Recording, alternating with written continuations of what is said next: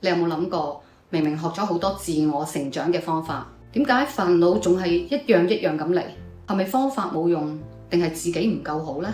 成日有人問我，點解我咁努力進步，學咗咁多嘢，但係生活仲係咁多煩惱呢？唔係應該一切都越嚟越順咩？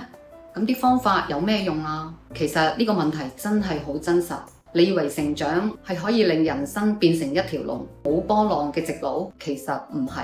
學咁多方法唔係為咗人生冇難關，而係學識點樣揸車可以揸得穩啲。路面有時會凹凸，有時會落雨，唔代表你學識咗就一切順利，而係你識得點樣穩穩陣陣咁過去，仲可以沿途欣賞下風景。成長唔係煩惱消失，而係你學會咗點樣去面對煩惱。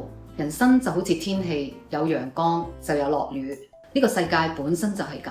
我哋以前做過嘅選擇就好似種咗嘅種子，遲啲會生出唔同嘅果，可能係開心，可能係要面對嗰啲果，呢啲都唔係懲罰，只係自然嘅回響。咁成長改變咗啲乜嘢呢？